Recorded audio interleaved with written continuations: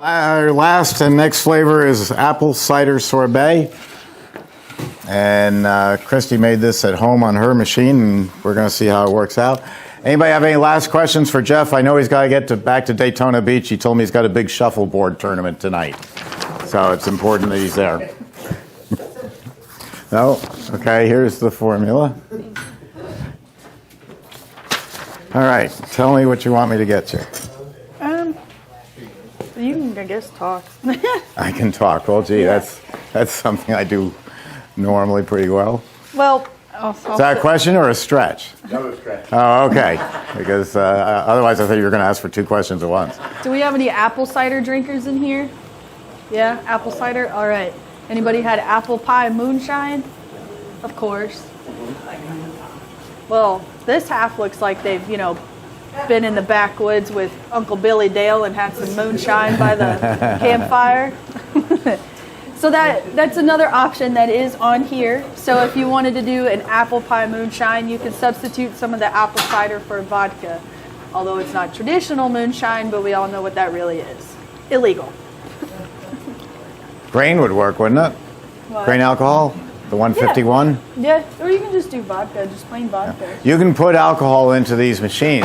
The alcohol will always, it'll stay in suspension. It will not freeze. Alcohol freezes at something like 270 degrees below zero. But we have enough refrigeration in these machines that it'll stay in suspension. And then if you were using a normal serving cabinet, let's say this table is our dipping cabinet, it is surrounded by coils of refrigeration. So even though the whole dipping cabinet may be set at one temperature, for ices, let's say 16 degrees Fahrenheit. Where Christi is standing, it's 16 degrees Fahrenheit. Where I'm standing, it's probably about 12 degrees Fahrenheit because there's two walls of refrigeration. So an alcohol flavor and a high sugar content flavor, you put them in the corner. So now this tub is getting two walls of refrigeration against it as opposed to my vanilla, which is getting one wall of refrigeration. You ever go into an ice cream parlor and you see the server scooping one product easily and the other one, the server's struggling with it? They don't know that trick. Always a pleasure. So anytime you have a product that seems to be too hard, it's not the freezer, it's the location in the freezer. It's always going to be warmer here than at the 1, 2, 3, 4 corners. Yes? I don't know if I missed it, but if you're making vodka refreshing ice that she was talking about, you would need a liquor license, correct? Do you need a liquor license to put in alcohol? No. Every state has an amount that they allow that you can put in, and you can call them up and find out what that is. Bakeries have been making alcohol pastries forever, and nobody ever, looks at them. You don't need a liquor license, but it's going to be something like, I'm making it up, but 5% by volume. Well, first off, nobody knows what 5% alcohol by volume means, and they don't really have any way of testing it. So you don't have to worry about it. And besides, if you put too much in, it isn't going to freeze right. So I have made alcohol ice creams where I give it to my employees and they taste it. We made one and everyone, whoo, they sucked in their breath. It was too much alcohol. And then I'm not making an apple cider Italian ice with alcohol in it. I'm making an alcohol drink that you can't discern what it is. You can do it way overboard. Yeah, I'm shocked. Wow. Can I tell the urban legend? I can tell the urban legend story about your original store. And I say it's urban legend because I've never verified it. But the rumor I heard was that a certain person who makes ice cream and sometimes make alcohol ice creams was told that, and this is a Florida, if this is a Florida law, this is about as wacky as it gets, that if you make a bourbon vanilla ice cream and you serve it in a dish and you hand it out to people, that's fine. But if you take that bourbon vanilla ice cream and you put it in a blender and you turn it into a milkshake and you pour it into a cup, you're breaking the law because it's a mixed drink. It's a beverage. That's as nutty as it gets. But it's true. It's a beverage. Can you speak up in the back there? The way they draw the line is if you pour it, you need a liquor license. Wow. If you pour it, you need a Okay. liquor license. And New York State, where I'm from, which has restrictions on breathing and taxes, they have the loosest, most loose alcohol licensing that there is, which is amazing. So it varies from state to state, but they really just are not interested in you. You don't need a liquor license. I do have a problem with alcohol ice cream. First off, it costs more.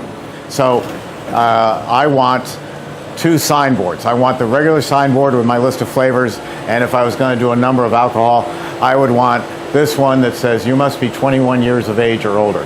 Did you need me? No. Am I in your way? I didn't want to get whacked. Oh, you That's could how- have. So that 21 years of age or older works very well because what you're going to do, and I don't know if Jeff ever saw it, but I saw this up in Connecticut many years ago, and it was about the first person doing it. And I said, how's this alcohol thing working for you? And they said, stand over in the corner, Steve, and watch. Well, it was after school, and in comes this 15-year-old. He's about 6'2", and in junior basketball. And he walks in and says, hi, I'd like to have some of that rum raisin ice cream. Let's see your ID, kid. Oh, I think I left it in the car. I'll go get it. And he was lowering his voice and trying to look older and the whole works. He left. And then the funny one, which was funny at the time because now I'm that age, is this older guy comes in and says, quick, give me some of that rum raisin. My wife's next door buying a dress. Give it to me before she comes out. And so I fall into that routine now. But yeah, that and the other concern is the makeup of the store. If it's something you've been doing, or if you start at the very start with it, fine. Everybody knows what you're doing. If all of a sudden you add alcohol flavors to a family store that is selling to children and families, the mothers aren't going to like that you're just because her son is 6'2", that he's buying alcohol ice cream against her will. So I worry about that. We do have an image to keep up. I'm the only one who doesn't believe in putting the marijuana or the CBD, or you can talk to me all day long about it. But if it's an adult item or should be an adult item, I don't want to put it in my ice cream. Doesn't mean there's anything wrong with it, and doesn't mean you can't make a lot of money. Jeff's store, his old store, was geared a lot towards that, but he had one of the funniest setups I've ever seen. He was right there in a retirement community, and I don't have this information that old, this firsthand. I'm not that old.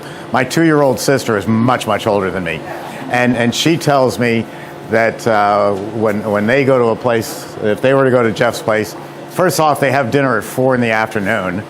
And one of the spouses, usually the wife, is pointing their finger and saying, now you're cut off after 2 glasses of wine. And he grumbles and he has his 2 glasses of wine. And then about 6:30 at night, knowing that Jeff's got these great ice creams with maybe some of them have alcohol in them, he's saying to her, hey honey, let's go down to Jeff's place and get some ice cream. And they pile into their golf cart and they go down, and they know full well that there's rum in the rum raisin and bourbon in the bourbon vanilla, and they're having a grand old party. But they're avoiding the reality. So it comes down to it's a personal choice. Ba-dum-bum. So you want to tell them what we're making? I'll shut up. I've already done that. Okay. Did you tell them the difference between a sorbet and an Italian ice? No. Oh, go right ahead. It's very easy. Italian ice and sorbet, it's the same exact thing. You go to Rodeo Drive in California, they're going to tell you it's a sorbet, charge you $12. You go to the Bronx where he's from, they're going to call it Italian ice and put it in a little cup for $3. That's it. That's the difference. And putting it in a fancy glass. Sherbet, Excuse me. Is there which is Italian ice with a little dairy in it. Or cream ice. Yeah. Pretty much same thing. Yeah. So can you use fresh apple instead using the can? If Yes. you don't have the can?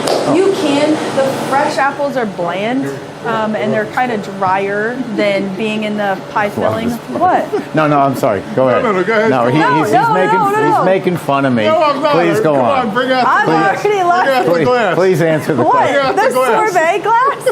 What's wrong with the glass? Nothing. No, please, You look so please fancy. answer the question. I'd have lost track now. I'm worried about a glass. Christie's product in that's called a squeeze cup. We eat it from the bottom up, and we squeeze it out, eat it like that, and then throw it away. It's gonna be like that. That's a $2 Italian ice. The same product in this champagne glass, exact same product, but put in here, is now a $5 sorbet. And there's your difference. The Italian tell you all sorts of BS different, but that's the difference, is how you serve it and what you call it. It's just that simple. Same product. When it comes out, we can put it in, and I'm going to give this nice lady a sorbet, and I'm going to give that gentleman an Italian ice. Same diff. What size do they want? They want the smaller one? Oh, people want whatever size you're selling. That's a 3.5 ounce cup, but once you crown it over, it's 4 ounces. That's a lot to eat in an Italian ice.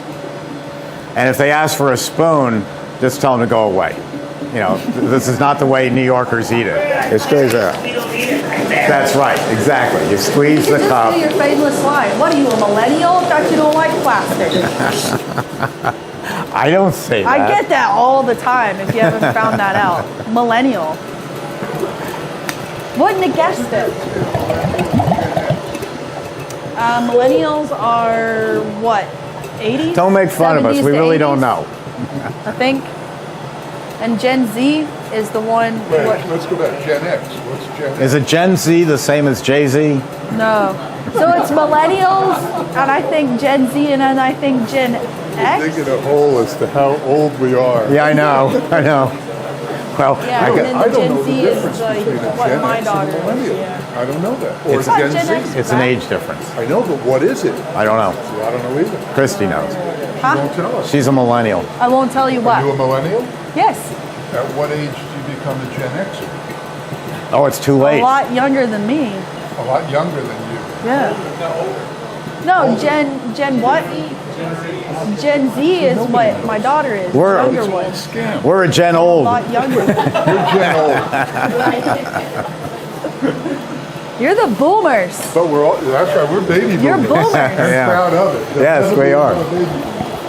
And just remember, if you remember the 60s, you weren't really there. I That's thought what we that tell was the people. 80s. Huh? No, 60s. We were all the drugs, women, and rock and roll. That's the 80s. Oh, So do you guys stole it. Yeah. Kids so that we graduate from ice cream classes? Huh? I'm sorry.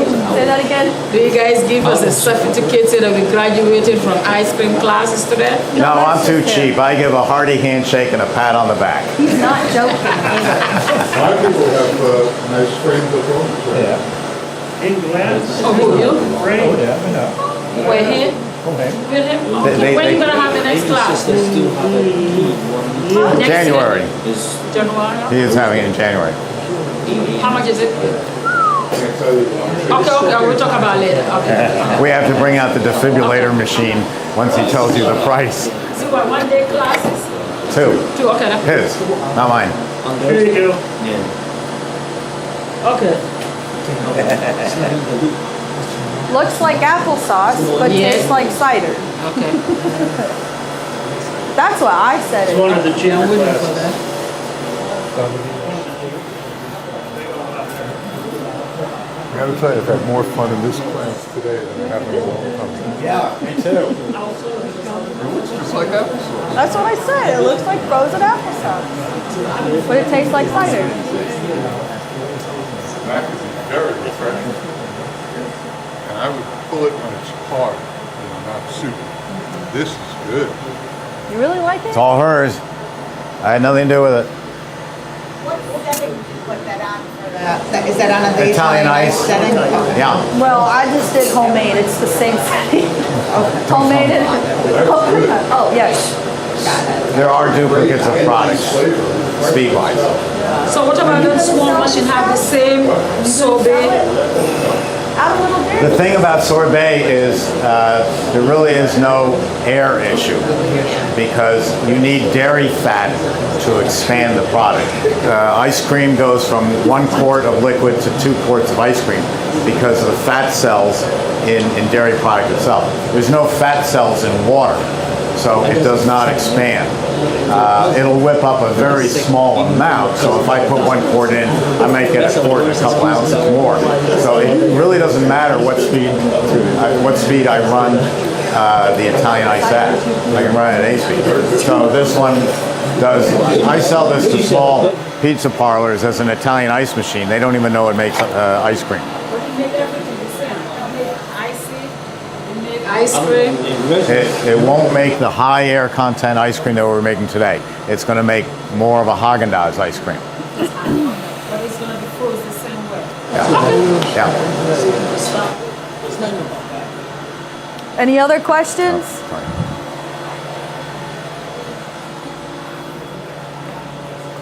Ooh. I still can't hear you. What is? Do you talk about the mixture of the ices? What do you mean? Is the homemade and the Italian ice settings? I couldn't hear before. I didn't know if you were saying it's 1 part this or 1 part that. Oh, it's on the formula. Oh. That's exactly what's on here is what I did. Will do. With any flavor of Oh, my rule of thumb is whenever you do an Italian ice, it's 4 quarts of liquid. Whatever you use, 4 quarts of liquid to 2 pounds of sugar. That's my rule of thumb. You don't want to put it in here though. It's too liquid. Let me dump it.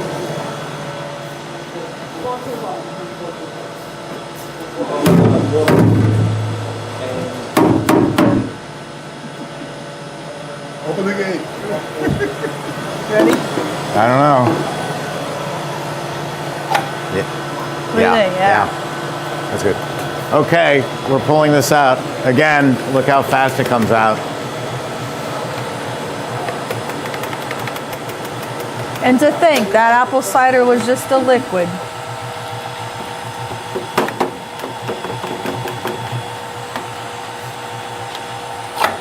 Can I have another container?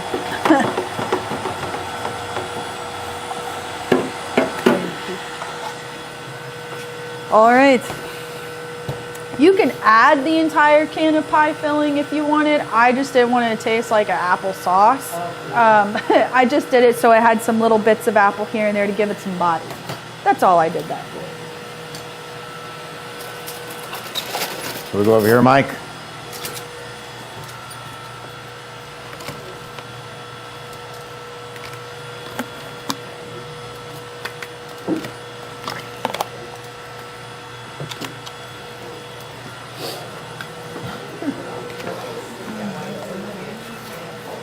I'm shocked you liked this one. I do. I like it a lot. Wow. And you know what? This is a good seasonal flavor. Whoops. Oh, that's very good. That's refreshing, like the orange cranberry. Right.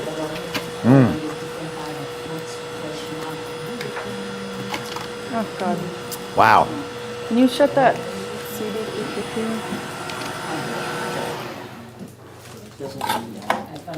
Oh, that's good. You're gonna like that.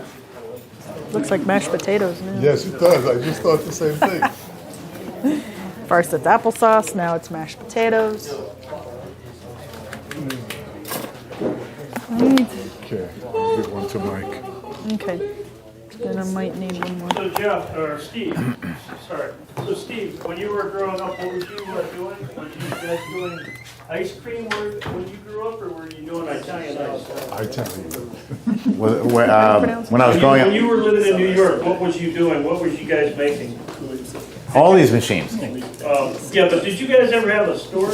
No, we've never had a store. I'm gonna get a big one. No, That was just your grandfather, right? no, he didn't have a store. He worked in a department store down in Lower Manhattan that took up all of 14th Street. And back then, people always wonder what is the connection between candies and ice cream. And so, you used to see stores that had jars of candy and sold ice cream.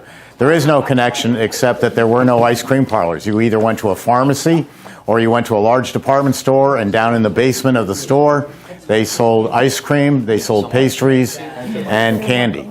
And that's what people would go to. And he was doing, I can't remember the numbers now, but it would be equal to $100,000 a year, $100,000 to $130,000 a year on a salt and ice machine. So he went home to his home in New Rochelle, New York, a suburb of New York City, and invented the first mechanized machine, and that started the company. And we opened up our first factory in the Bronx. Then built a second factory in the Bronx, and I sold the second one to the New York Yankees to become a parking garage.